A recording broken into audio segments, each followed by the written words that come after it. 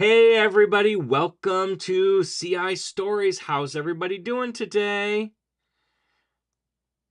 Today we're going to be talking with Delisa McBride, a CI educator, language lover, and student whisperer.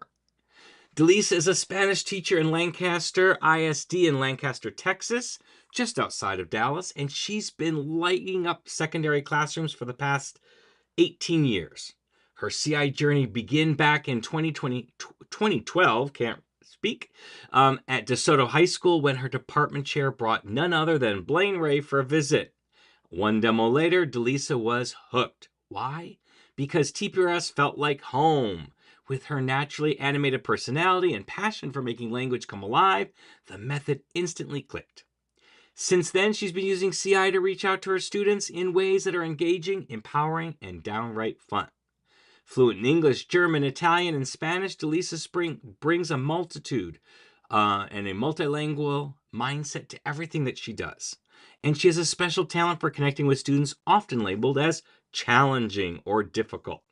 She thrives on turning skeptics into believers and loves collaborating with other language teachers to keep the magic going. This is going to be a CI story interview you don't want to miss. But before we dive in to today's CI story, real quick, can we talk about summer?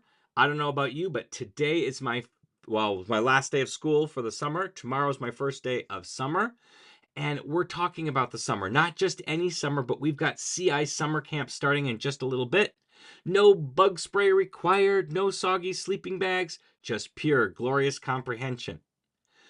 Input ideas and your favorite nerdy language friends. And if you've ever thought, I wish I had more time to actually plan awesome CI lessons, I'd love to learn with teachers who get it. Can someone please just give me stuff I can use in August? Then CI Summer Camp is your jam.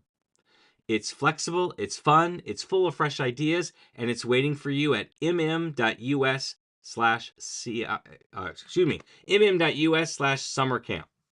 So, all right, ad break over. Let's jump into today's interview with the fabulous Delisa. Here we go. Let's bring her on. Welcome, Delisa. How are you doing today? I'm doing well, thank you. How are you? I'm doing awesome, especially since this is my last day of school. That makes it so much fun. So, anything else you want to tell us about yourself before we get started? I love the word fluent.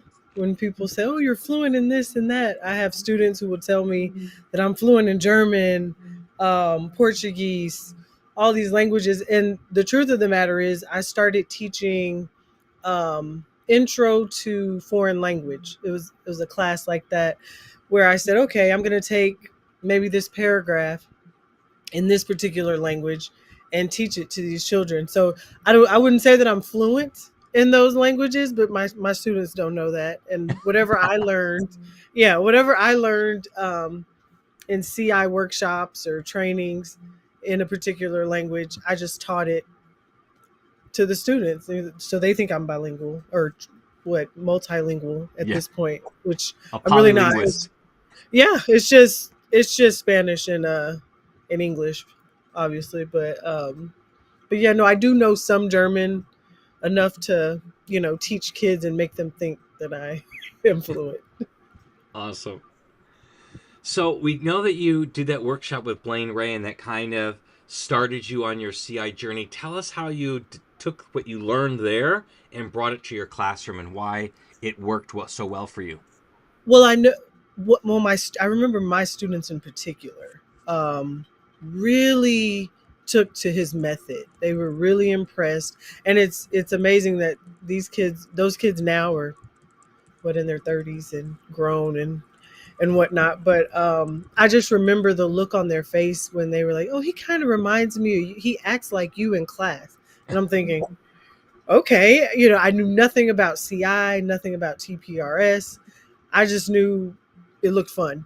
So I think the next day, immediately, I said, "Okay, this is what I'm doing from now on," and it just worked. It was easier. It was you know it was just CI. I don't know how Yeah, to explain it. I hear you. I'm in the same mood that I find it so much easier and less stressful to teach with CI than with a textbook. Because I taught the textbook for the first 3 months of my teaching career, and I threw it away after that and haven't used a textbook since. And I just find that it vibes so much better. And I always say to my kids, because they're like, you're goofy and that, and I'm really not that goofy. I'm very introverted in my outside of my school life. I'm so introverted. But I tell them, first step of being a teacher is to leave your dignity at the door, and you just have to go with it. And I'm crazy in the classroom, but then at the end of the day, I am done. I don't want to see another human being until the next school day. Yeah, I remember like my first 3 years teaching for sure. My students told me, you're the only teacher who doesn't use a textbook." And I thought, well, because I know the stuff. I Yeah. don't need a textbook to teach you what I know. So, One of my students many years ago, they moved and they go, Profe, in your class, it was in Spanish with a little bit of English. But now we're in this other school in this other class, and it's in English with a little bit of Spanish. oh And they wow. did the whole thing, because if you read, a lot of times, many teachers, not all teachers, but many teachers of the textbook, they read what it says in the textbook to do, and then have their kids do the work, and they don't really use the language in the classroom. It's not the language of instruction. It is you know the secondary thing that goes on in class, but it's more like a math class where they teach a little lesson, now go to work and work on your classwork. Teach their lesson, go in class, but not any real fluency being working on in the classroom at all.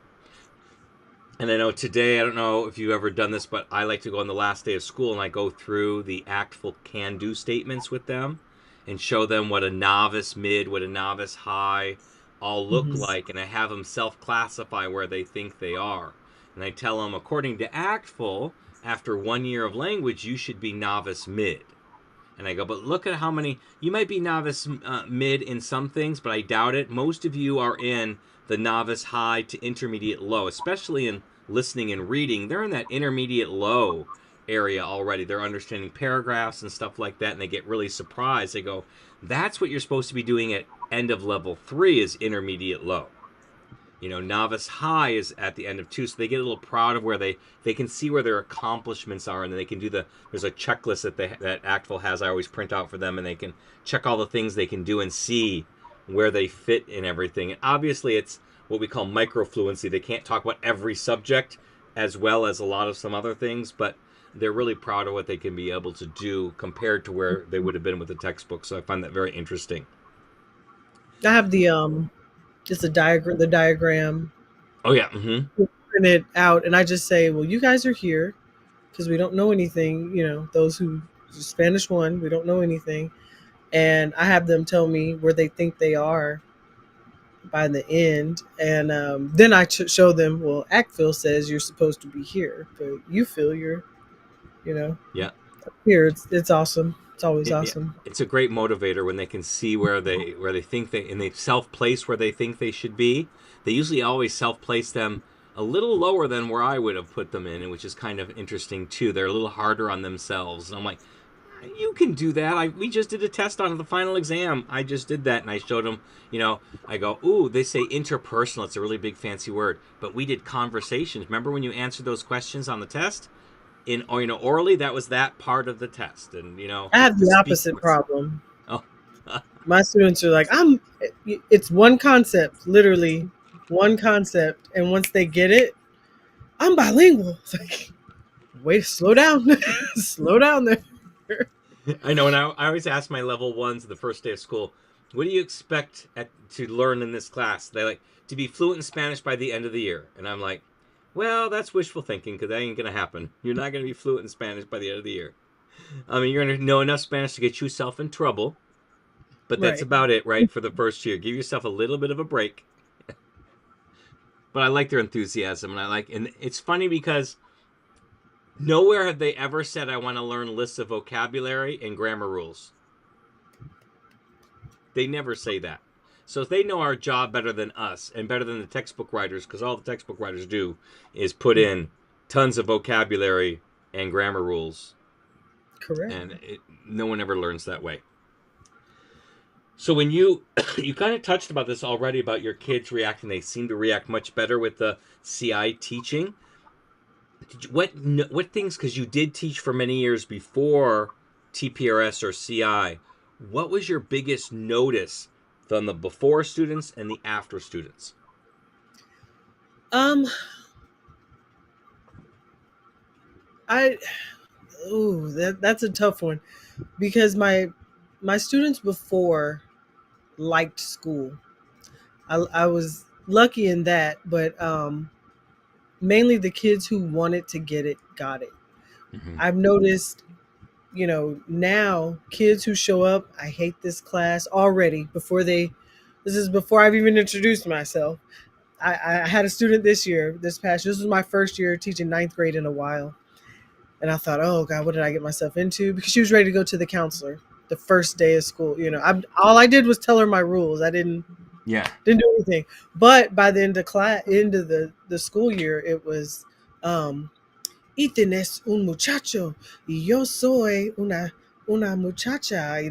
Just it was awesome. It was an amazing experience. So I think with CI, I'm able to get students who definitely say I cannot learn this because I don't speak, a foreign language. I speak English. I'm able to hook those kids and just kids who are like, I don't want to do it. Mm-hmm. And it's fine. It's fine if you don't want to. I get it. I didn't want to take math. I didn't want to take certain subjects in school, but there's just so much input in what we do with CI and those CI methods that, you can't be in a classroom and not learn anything. It's just so impossible because other kids start talking and you're like, oh man, I hear this every day or every other day for an hour and 20 Osmosis. minutes. Yeah, yeah, definitely. I had a student this year because I taught high school for the first 11 years of teaching. Then I taught middle school for 11 years. And then I went back to the high school this year. Um, and so I moved to a tougher neighborhood. Well, I didn't move. My school's now in a tougher neighborhood. A lot more mixed abilities. A lot of kids who aren't planning to go to college type of thing and are just scraping by to graduate. Um, so it's a very different atmosphere because I came where I taught middle school. It was an affluent neighborhood. All the kids were there to learn for the most part and really excelled really, really well. So one of my students this year said, he's like, why is Spanish so much more interesting than English? And I'm like, how do you mean? He goes, oh, when we do our stories that we read in class, I look forward to reading them and figuring out what they mean. He goes, I don't do that in English. And I knew what the answer was, but I'm like, so why do you think that is? What's the difference? And he goes, I don't know. And another kid piped in and goes, because all these stories are about us. Every single one of them that you've done. And it's really powerful because they'll say something dumb in class or they'll make some kind of grammatical mistake that kind of gives a little funny thing from a native speaker standpoint. And I'll turn that into a story. And they always would give me stories that I came through. I had a kid who was infatuated with his height and his feet, thinking that his feet were God's gift to everybody and that he was 6'1". And so we wrote a story about him putting his feet on everything because we had to learn, my school's a textbook school, but I don't teach the textbook, but I have to teach all the basic vocabulary. And so when we got to the school supply section, he put his foot on the pencil. He put his foot on the pen. He put his foot on the notebook. He put his foot on the desk. So we had and kids were all into it. Another kid goes, it was homecoming time, and we kept saying that you can't wear heels to homecoming because it's in the gym and you can't go on that. He goes, well, I was planning on wearing my heels. And we all started laughing. And so I wrote a story about him wearing heels. He wore heels every day and he was strutting around with heels, strutting his stuff with heels. And it was just hilarious, the stories that we came up with. But that's why they wanted to read them when you make them about themselves. Because you can talk about anything as long as it's in the target language, you're doing what you're supposed to be doing. And the kids really enjoyed that part, and it made a real big difference because I think that's where other subjects don't do, they fail. because I hated math. I was not a math person. But if you made math about me, I might have been more interested. And same thing with English. I know you have to teach Romeo and Juliet, but why not take the boyfriend and girlfriend that everybody knows is going on in the school and put them in that place? Because then it makes a much more interesting story. You can still tell the same exact story, but by putting, that couple that everybody knows is going out with each other at the school in that place, it makes it much more interesting and much more fun. Yeah, it's personalized. Yeah. Yeah, exactly. That's the whole point.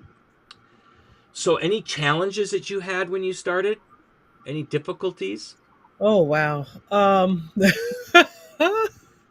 know I we all think been there. for me it was okay. They've got it because I did this. Oh, I did this 5 times, let's say, Yeah. and I just thought, wow. When it's a language, when the demo is done for any in the workshop or any type of training is done in a language I'm not familiar with, it's very humbling.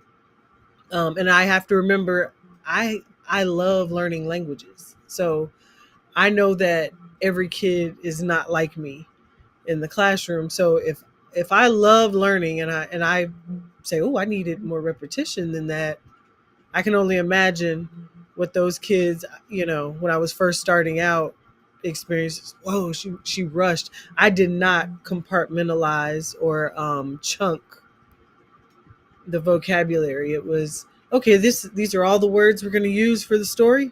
Here they are on the board, and I'm going to put, and I'm going to point to it. I'm going to talk. You're going to understand what I'm saying, but you're definitely not going to remember because I'm throwing 1,000 words at you, like a vocabulary list in a textbook at one time.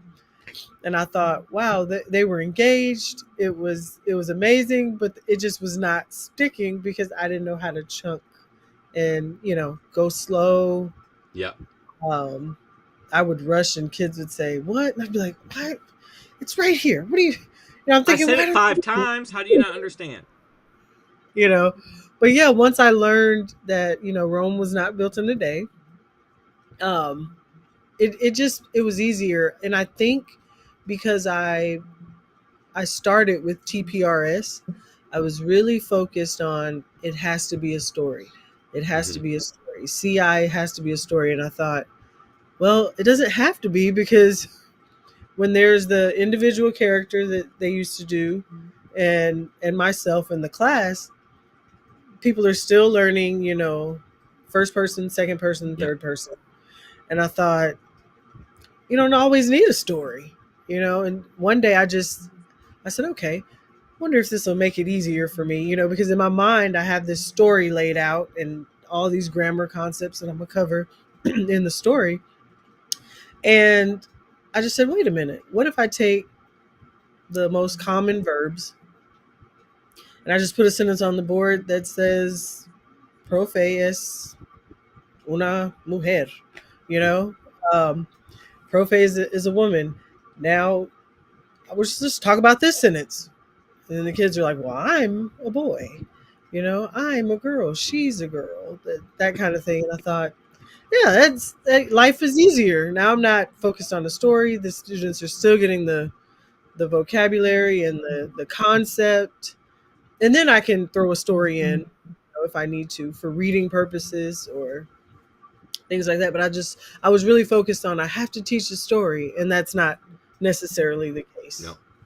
And when I started in 2001 is when I started. There was no CI. We didn't talk about it like that. It was TPRS is what we had. And back then, I can't remember them all, but we had 7 steps that we had to do. And we were supposed to do all 7 steps every day. So it was a sprint. So talk about thinking they got it or not really covering because, I mean, we had to pre-teach the vocabulary. That was one of the steps. Then PQA was one of the steps. And for the first 5 years, I didn't PQA because I didn't understand it because they never demoed it in a workshop. So I never knew what it really was. And then we had to tell the story. And I know we had to tell the story. We didn't have circling back then. So we had to tell the story 3 times, same story. And I gripped my script, and I had a script, and I did not deviate from it. They could choose if it was a boy or a girl, what it looked like, But gosh darn, it was going to Target. That's what I had on my paper, and I was not allowing anything else to happen.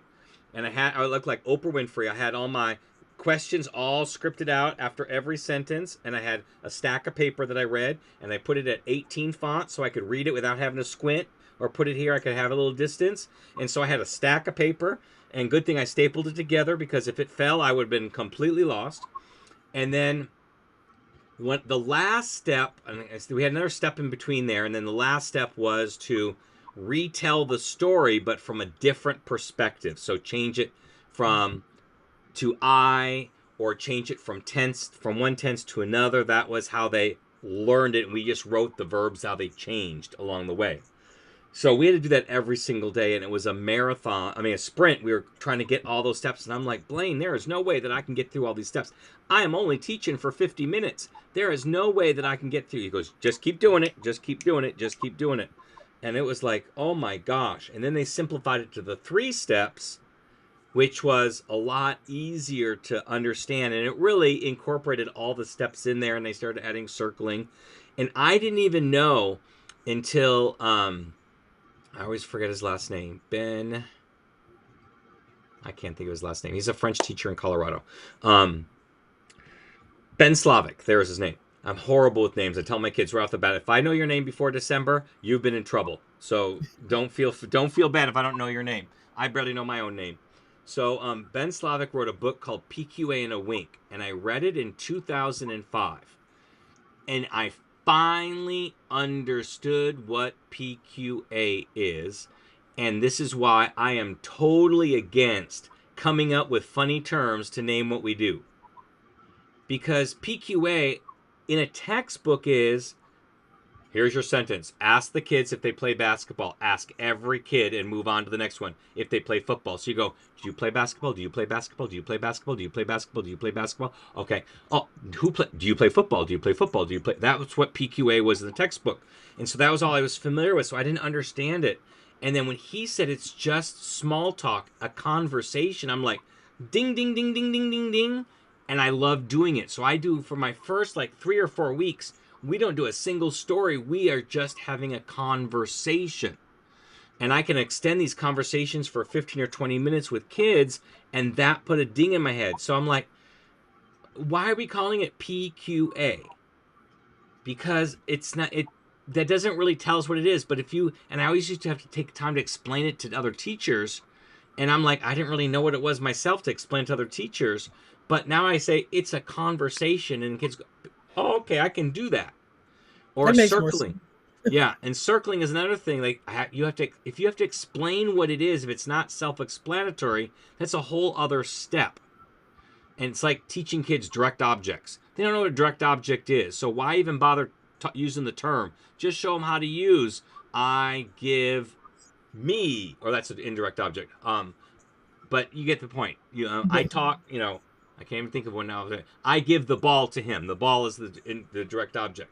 I can just show them through examples. So circling was scaffolded, differentiated questioning.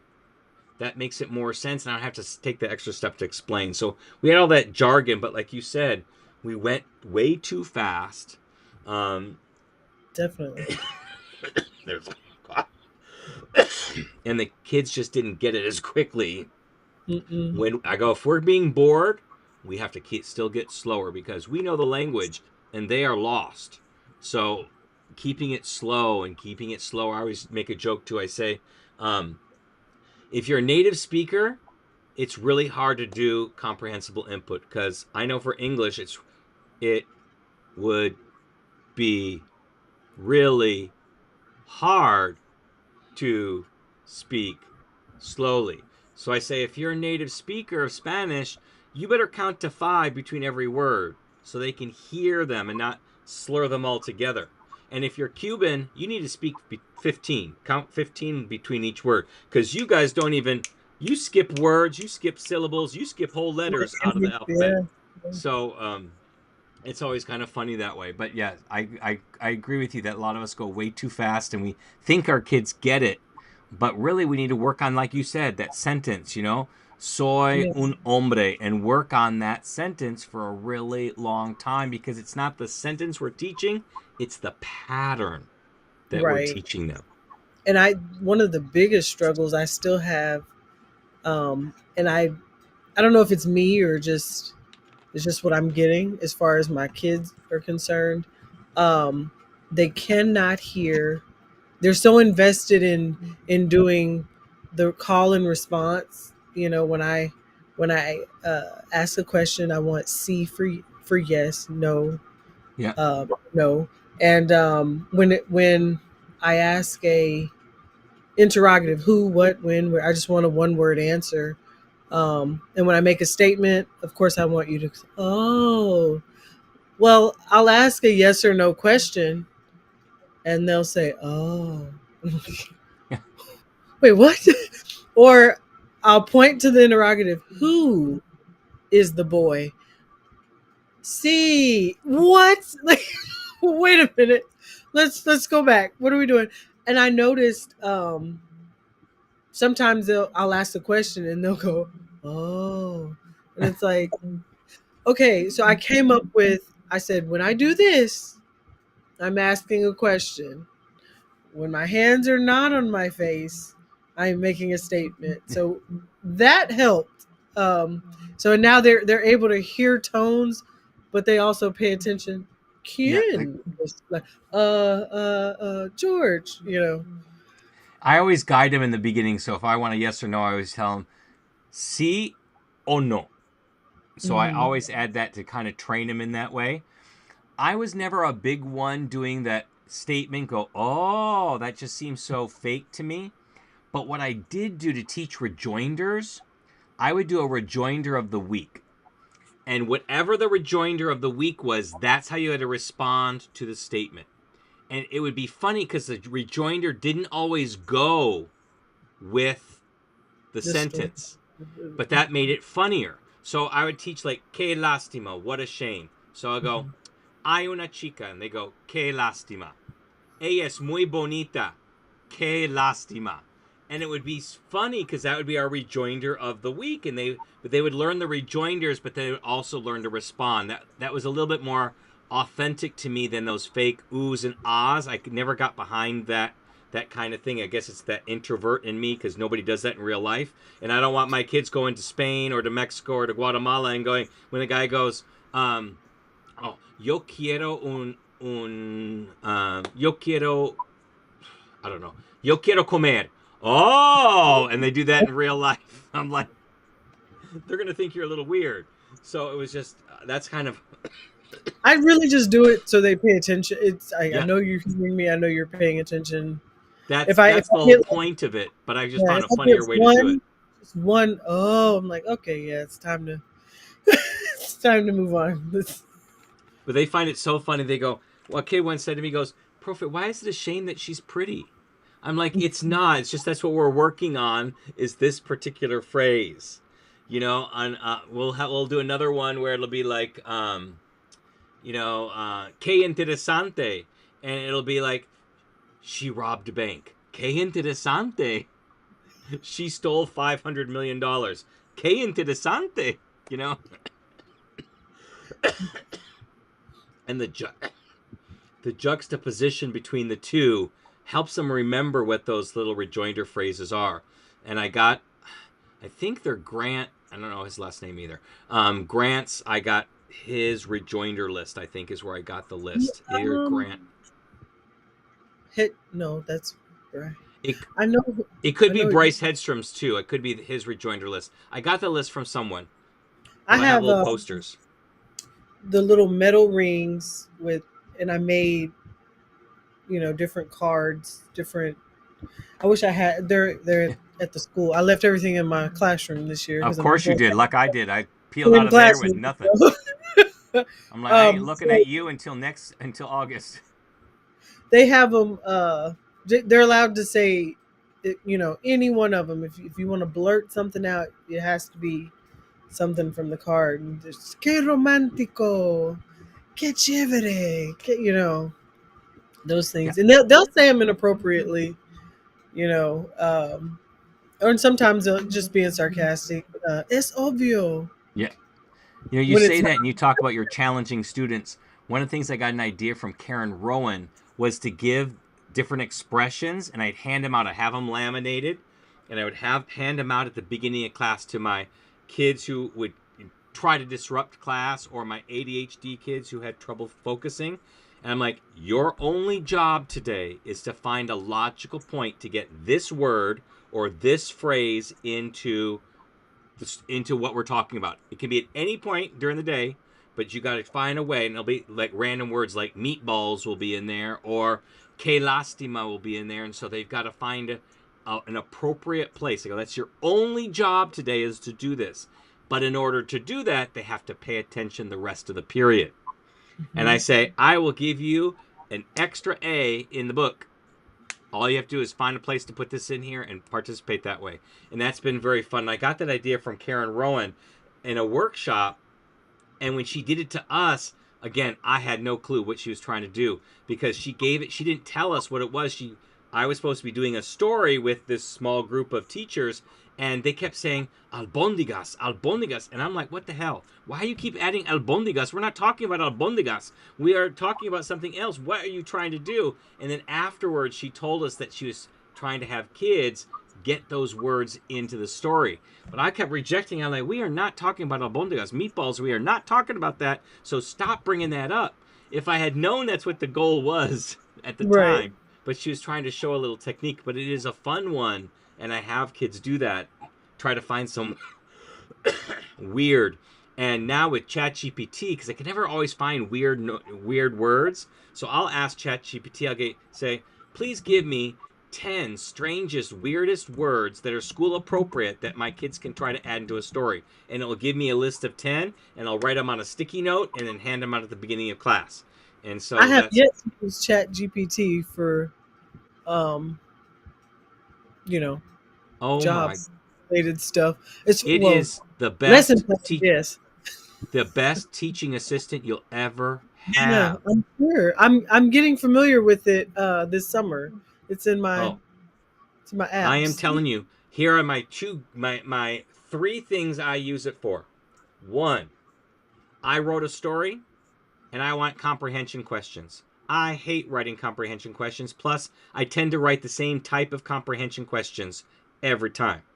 So I will copy and paste my story in there, and I will tell it to write 20 comprehension questions, and I'll tell them I want DOK 3 or I want DOK 4 or I want inference questions in there, and it comes up with them magically. Love it. It'll even come up with multiple choice ones, because that's my other thing. My answers are always C, and they're always the same types of answers, and I can never come up with enough answers to fill in, for a multiple choice. So that's my one thing. Embedded readings. I will give it my full story that I wrote, because I'll write a story about my kids, like with the high heels, and I'll say, ChatGPT, I need you to simplify this story. I want it only 10 sentences. Take this and make it only 10 sentences. Simplify it, keep the vocabulary. It doesn't understand ACTFL very well, but it does understand the European framework, so I tell it, I want it level A1, and that's the novice low. So it does it for me. Then I'll say, okay, you've got this 10 sentence story. Here's my full one. I need 3 more versions, each one a little bit more difficult than the other. And it writes those for me. Nice. Perfect.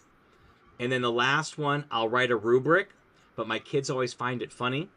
So I will tell the rubric, I'll put my rubric in, I'll say, please translate this into teenage slang. So they understand the rubric, because they go, I'm good with the C. I'm saying, oh, so you're good with mid? You just want to be mid. And they're like, oh, I don't want to be mid. I'm like, well, that's what a C is. C is mid. And I'll have the rubric right there to be in their language that they understand, and it's so funny. And I always write my kids emails every week. I just wrote my last one this week for them. But then they think I speak teenage slang. I don't. I write a normal human being email, and I'll copy it in ChatGPT. I'll say, ChatGPT, put this in teenage slang. And it puts it, it's so funny, and the kids are laughing at me. They're like, Prof, how do you know what that word means? I'm like, I have no idea what that word means. ChatGPT does. But I I use it. I need to have you talk to some of my students, because it just the fact that they think Profe is my name. Yeah. That's Oh, yeah. Mm-hmm. first and foremost, and then just to hear that another teacher is being called profe, they would lose their mind. One kid said, "No, you are the only profe." It's like, I'm not. I'm sorry. I know, that's I'm just not. what people call their teachers. Yeah, they cannot believe it though. You're profe. Like, what? Why are they calling that guy profe? You are profe.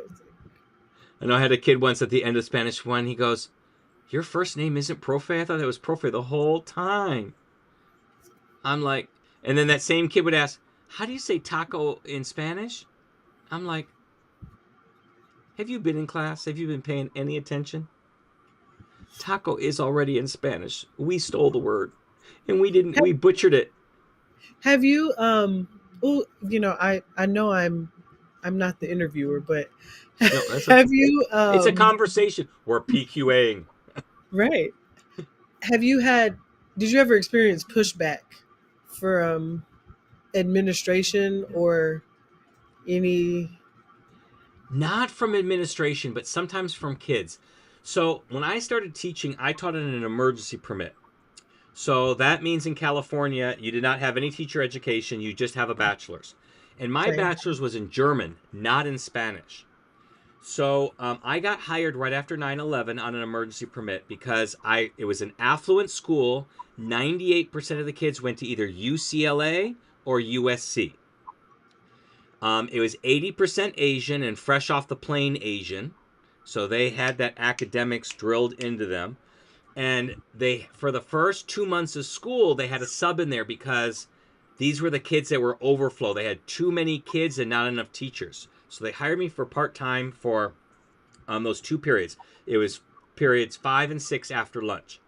I had no idea what I was doing. I never taught before. I didn't even go to teacher school yet. I started teacher school the second year of my teaching is when I started teacher school.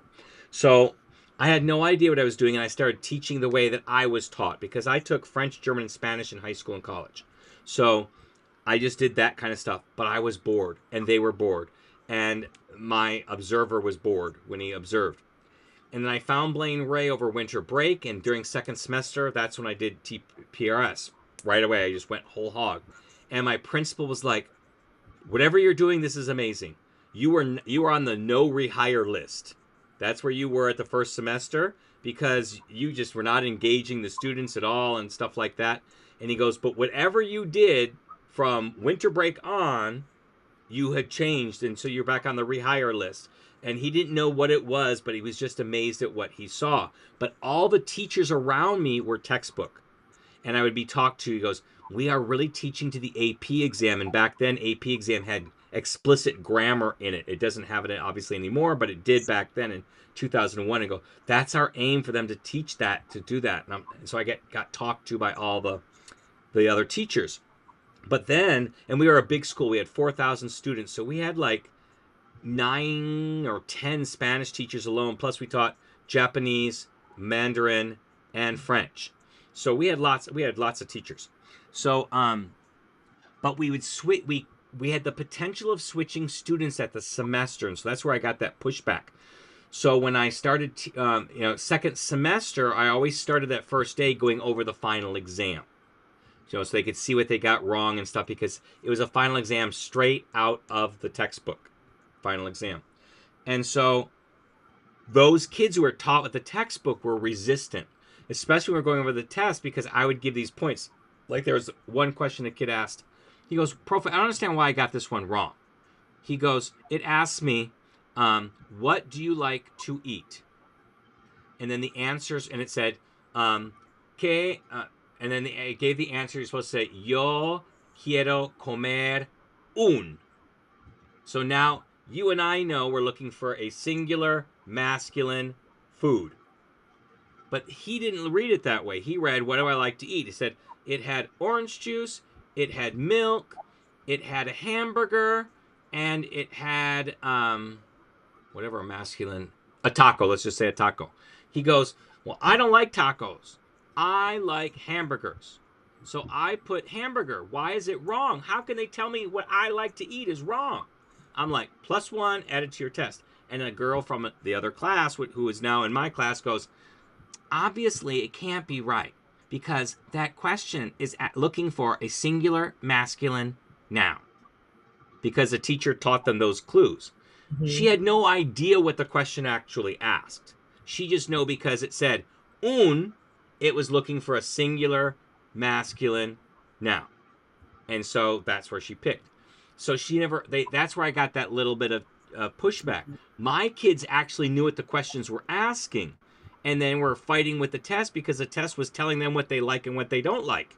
And it had no business doing that. And I said the test was set up to trick you because it should have just stopped at quiero comer and left it at that and then Right. put un taco or una hamburguesa. But instead, it was tricking you not to actually answer the question, but to look for that singular masculine noun. So I got that little bit of pushback at the beginning of that semester from the kids, but then they fell in line with me and they'd come back and go, because I would teach present and past simultaneously in level 1. So then they go into level 2 and they're like, we already know this. They're coming back, go, Profe, we already know this. Why are we in level 2? We should be moving up because they already knew the difference between iba and fue. Because we had already done that. And I'm like, yeah, you know that. That's one thing that you know, but you don't know all the vocabulary that's in level 2. So you need to sit in level 2 to go through. So that's what the kind of pushback that I got. After that, until this school that I'm teaching at right now, I taught at only TPRS schools. So our kids did not know any different. When we interviewed, you had to be on board with it. If you were going to teach from a textbook, we would not hire you. And if you That is said yes awesome. to get the job and then snuck in the textbook, you would not be on the rehire list. So that's kind of how we dealt with it. Now, this school here, they do textbook. They haven't gotten it. They don't know the things. They give the textbook final exam.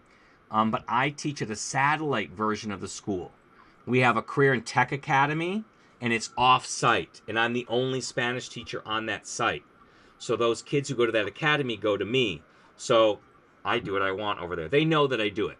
But I cover the textbook. So the vocabulary and stuff that I'm supposed to teach, I teach. I just teach it through CI, and I don't teach all that vocabulary because most of it's useless. Because they list like 40 different classes that they have to learn.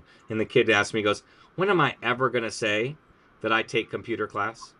He goes, tell me, in what world will I ever speak about school? I hate school, so nobody's going to ever ask me about, did you take computer class? And I'm like, you're right. You're right. I'm not going to argue with that. I said, but I have to teach that to you anyways. But when I got to write the final, because they said the last final, they go, just because they don't even know backwards planning. They always like want to write the final the week before final exam. I'm like, I can't work that way. I got to know what my kids got to know. So they said this time, they go, well, we all got to different places in the book, so just write the final covering what's supposed to be done. So I did. I had a listening, I had a reading, I had an interpersonal speaking, a presentational speaking, and a presentational writing. Done. And they go, this was not hard compared to what it would get at the midterm. So that's kind of how I play the game right now. But I haven't had any pushback. Have you had the pushback? Whoa. Oh, let's hear it. So, um, at one school, I was written up because I moved the desks or the desk. So they had the desk where you scoot the chair up to the and I think I had it. I think I said, hey, I'm gonna move these somewhere or an empty room or something.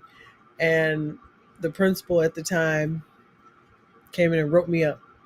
Then asked after writing me up, why did you take the chairs out? And I thought, why didn't you ask me that before you wrote me up? When I had no desire to share with her, but I just remember, okay, she said they have to be in desk, and I'm like, that's not true, but okay, whatever. I moved the desk to the corner of the room and kept my classroom pretty much deskless, and the kids were soaking it up. And that was middle school at the time.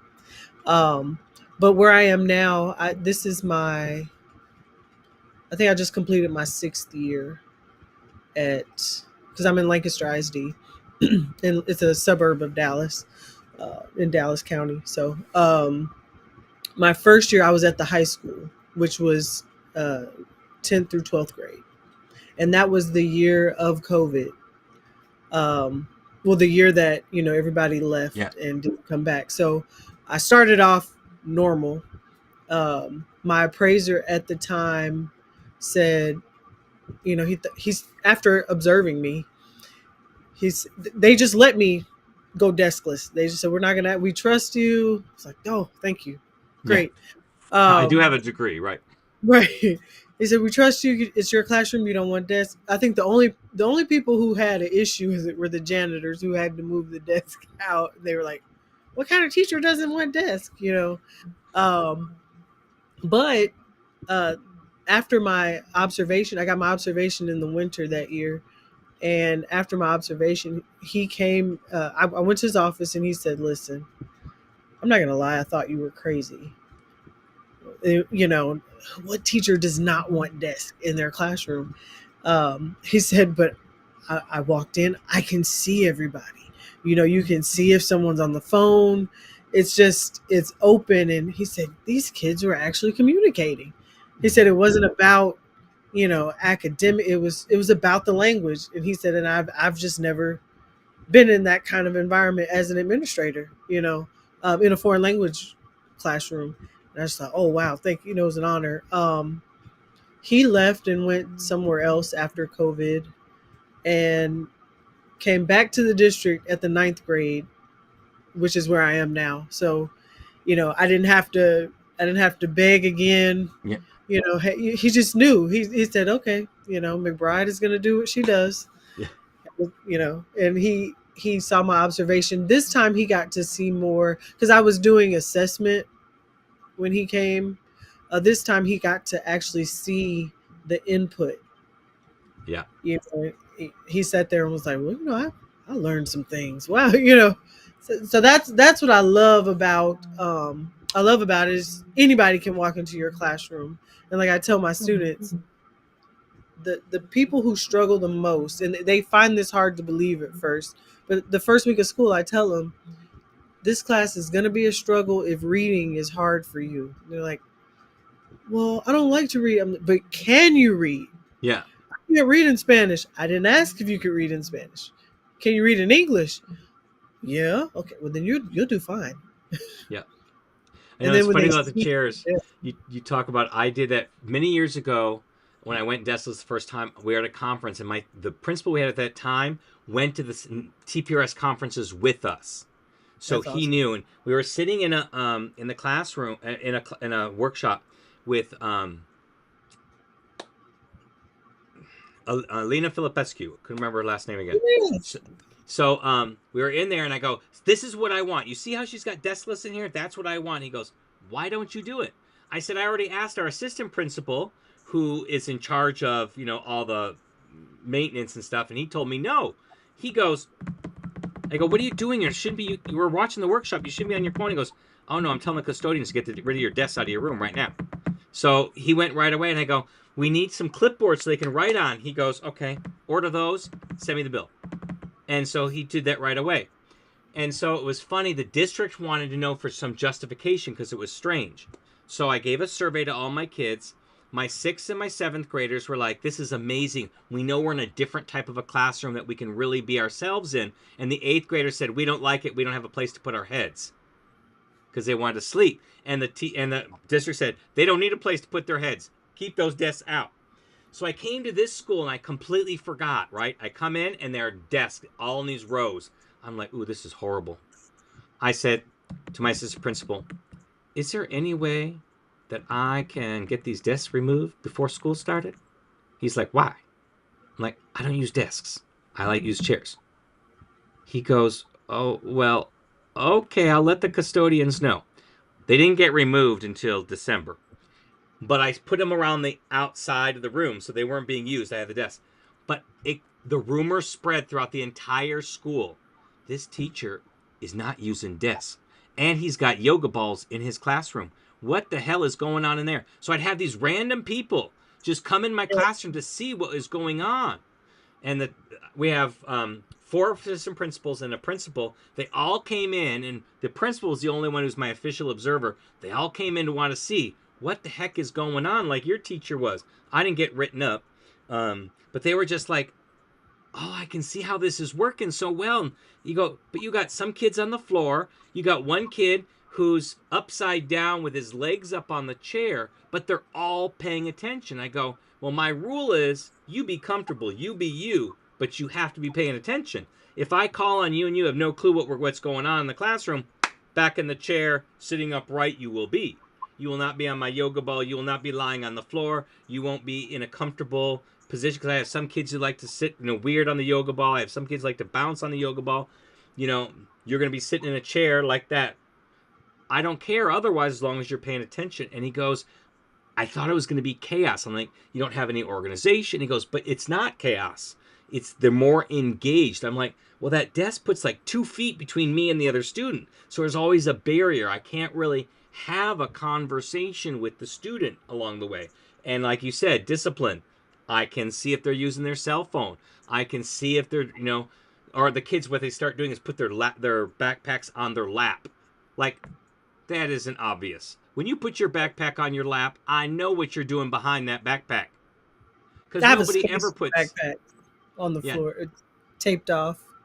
Oh, I don't do that. I can let them put them by their side, but I'm like, it is so obvious. That backpack comes up. I'm like, give me your Oh phone. yeah, or it has to stay on the back of your chair. The Yeah, back. it's funny what they do. They think they're sneaky, but they ain't sneaky. They Do ain't you guys sneaky have at all. clear backpacks? No, we don't have that. They're required to have clear Yeah, we don't backpacks. have that. We don't have lockers. They carry their backpacks, Yeah, but we have campus security monitors, and we have to keep our doors. We have a big fence, big fence around to keep people out, but we have to keep our doors locked Yes, throughout the yes. day, because they said that that's not for a you know a shooter on campus. It's because a parent came through one time and attacked a teacher, and they came right through and attacked a teacher in the middle of class because they were upset with a teacher for something. So they're doing that to protect, so that you can get written up for not having your door locked. Yeah, Is yeah. your door locked? My old school, we had to have our door locked, but we could have these lock stoppers, these little magnets on there, so that during the day the kids could go in and out, but we wouldn't have to get our keys out to lock the door. We would just open the door, pull the little magnet, and the door would lock automatically, because it got to be annoying every time a kid goes to the bathroom and knocking on the door to come back in. But the type of doors we have now, you can't put that little magnet lock on. So we have to, they knock and they come in, they knock and they come in, they knock and they That's what come we in. do. And it's a pain in the butt. I always give it a job. I go, you are the door person. You sit next to the door, and when someone comes to the door, you open that door and get them in and back out. And my monitor blocks the door for my view, so I have to. Who's at the door? Oh, it's so and so. Okay, let them in. Yeah, Are we they don't have alone? usually. Let them in. Yeah, we don't usually have off the campus because we have that big gate all around us, so they can't get in. So it's gonna be someone. But I'm like, you're the door person. Let them in. And you don't be the door person when we're in lockdown. When we're in lockdown, you don't open that door, no matter who knock at that door. Don't open it then. But every other time, look to see out the window. If it's Right. someone supposed to be in here, let them in. So, because I Right. don't want to be bothered. Bathroom passes and knocking at the doors, those things I don't want to be bothered with at all. Yeah. Okay, so we've got about 5 more minutes. Do you have any parting words that you would like to give to the viewers about CI, switching, whatever you'd like? I if it's mainly those who say I can't do this for a whole class period. You really can, and obviously, you know, we're not going to focus on one sentence for an hour and 20 minutes, but there are other CI activities you can do. So while you may not be able to, you know, circle and teach a sentence for an entire class period, there are definitely other CI methods you can and activities you can use to incorporate in your lesson. So I would say don't be afraid of it. Definitely embrace it. Your students will love it. They'll thrive. You'll see confidence, participation. You'll have your days. Don't get me wrong. Yep. Just like with anything, it's not going to be, what is it, a bed of roses every day. But just give it a chance. Give it a chance. That's so Keep true. going. A lot of people have said before you said, just do one activity a day and replace one activity that you do in class with one CI activity. And when you get good at that one, then replace something else you do in class with another CI activity. And eventually you'll be entirely CI. You don't have to go like me. I jumped in head first and, did all CI right away. You don't have to do that kind of thing. And back then we didn't have all these other activities. We only had stories. There was no movie talk. There was no picture talk. It was just TPRS story after TPRS story after TPRS story after TPRS story. So we didn't have the variety that we had, and the only novel we had was Poberiana, which I can't read again ever the rest of my life. I have it memorized from page 1 all the way to the end because I read it for 7 years straight. There is a girl. Her name is Anna. Anna is a normal girl. Anna, you know, Anna Yeah. lives in Torrance, California. Anna is a normal girl who lives in Torrance, California. Anna has problems with her parents. Anna has problems with her brother. Anna has problems with her friends. Anna is a normal girl in Torrance, California with many problems. Yes, we read those, and we only had Blaine Ray stories, and the kids would go, not another Blaine Ray story. No offense to Blaine Ray. But he's like, because nothing ever happens in those stories. Because, they're very G-rated and there's no violence. There's nothing that goes on, anything that reaches the kids. And like my kid's favorite book is Vida y Muerte en la Mara Salvatrucha, Life and Death in the MS-13 Gang. They love that book because it's a gang book. It's got action, it's got blood, it's got, they don't care about the Spanish. They're like, I want to know what happens in chapter 2, that kind of thing. And they didn't ever do that with that Poberiana. So what I do the first week of school, I just, I ask them what types of things they like to watch on TV and what types of story plots they like. And they're like, what? I'll give them an example of so-and-so has a boyfriend and she steals the boyfriend. I was like, what kind of drama do you guys like? Like that. And they're right. And I'll go through it and say, okay, I'll add that in my story. That's Yeah. what they love, Yeah, all those things, rumors. I hear little things going on, little gossip. I'll go, ooh, I'll put that in the story. They're like, how'd you know about that? I'm like, you guys talk loud. You just don't realize I'm listening. And they put everything on the internet now. Yeah. And they're like, Everything. how did you know those two are going out? They just started out last period ago. Because you were talking about it out in the hall. I heard you. I heard you. They think I have some secret knowledge that I like a little spy. They're like, look, you know all our gossip. I'm like, because you guys talk. You guys do not shut up. At all. At all, exactly. Do you have any social media you want to share with anybody? If anybody would like to talk with you personally? Sure. I am on, what is it, Instagram, profe_McBride. McBride. So I do have that's where I post my passwords for my kids to get in. So, but yeah, there's that, or my email, DelisaMcBride@gmail.com. All one, no apostrophes, nothing special, just run. gmail.com. Okay, put both those up here. So we've got at profe_McBride on Instagram. And if you want to contact her on email, it's delisamcbride@gmail.com. I thank you so much for being with us, Delisa. I know we had to postpone from last week because of my pesky little cough. So I appreciate your flexibility. And if you guys have enjoyed this, please like and subscribe. I always forget to talk about that, so we'll go ahead and put my little thing up here.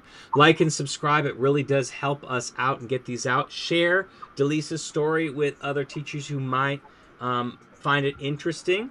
Also, I check back and I will let Delisa know if anybody puts any questions in the comment section after this goes live so that you can put them there and I'll pass them along so she can answer any questions you might have. I know we could talk for another hour easily, but we only got an hour for today, so I thank you so much, Delisa. Thank you, Brad. You are so welcome. And with that, we will go out and I'll talk to you all next time.